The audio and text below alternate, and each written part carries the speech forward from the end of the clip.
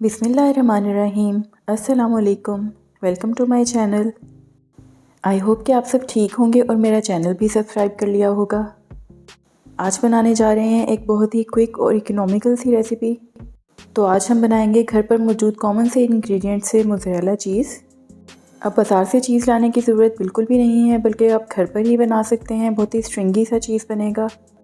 सबसे पहले मैंने 2 लीटर कच्चा दूध ले लिया है। क्वांटिटी आप कम ज़्यादा कर सकते हैं, लेकिन मिल्क रॉ होना चाहिए, बॉइल्ड नहीं होना चाहिए। इसमें ऐड करेंगे हाफ़ कप वाइट विनेगर यानी कि सफ़ेद सिरका। ये मिल्क रूम टेम्परेचर पर है। पहले हम विनेगर ऐड करेंगे, उसके बाद स्टोव ऑन करेंगे। विनेगर डालकर उसको एक दफ़ा मिक्स कर लें अच्छे से और फिर फ्लेम ऑन कर दें। सिरके की क्वांटिटी दूध की टाइप और क्वालिटी पे डिपेंड करती है। हाफ़ कप से लेके 1 कप तक यूज़ हो सकता है। फ्लेम मैंने बिल्कुल लो रखा है और 1 मिनट में ही ये कर्ड्स बनना स्टार्ट हो गए हैं। इनको हम चम्मच की मदद से हिलाते रहेंगे। थोड़ी ही देर में ये सारे कर्ड्स एक दूसरे को ज्वाइन कर लेंगे और एक बड़ा सा लम्प सा बन जाएगा। ये देखें, कर्ड्स थोड़ा सा आपस में जुड़ना शुरू हो गए हैं और इनका साइज़ थोड़ा बड़ा होना शुरू हो गया है। इसको स्टर करते रहेंगे तो ये सारे कर्ड्स इकट्ठे हो जाएंगे। जी, तो 2 से 2.5 मिनट ही लगे हैं और ये सारे कर्ड्स इकट्ठे हो गए हैं। अब हम फ्लेम को ऑफ़ कर देंगे। अब मैंने यहाँ पर एक बोल ले लिया है। बोल में एक छलनी रख देंगे।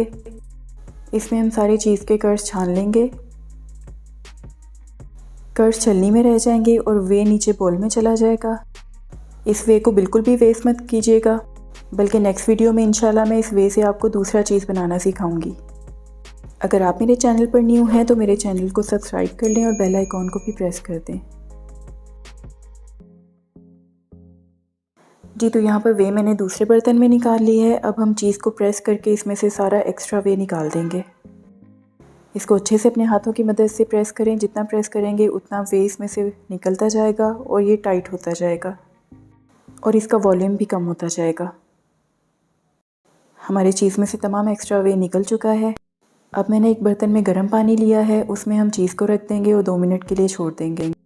पानी बिल्कुल बॉइलिंग हॉट नहीं होना चाहिए, बल्कि जैसे ही उसमें से थोड़ा सा स्टीम निकलना शुरू हो तो आप उस पानी को यूज़ कर लें।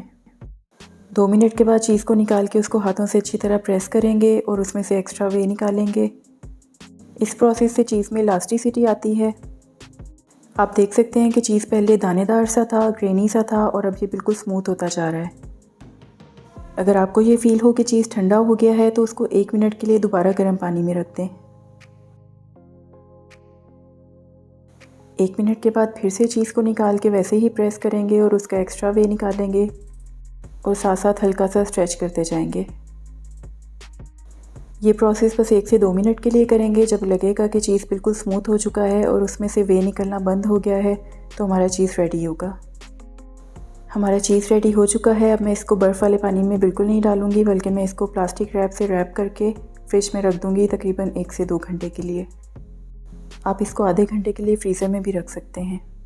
उससे चीज़ अच्छी तरह सेट हो जाता है और उसको श्रेड करना ईजी हो जाता है।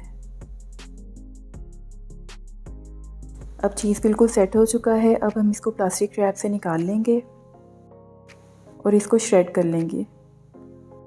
अगर आपको ये वीडियो अच्छी लग रही है तो मेरे चैनल को सब्सक्राइब कर लें और बेल आइकॉन को भी प्रेस कर दें।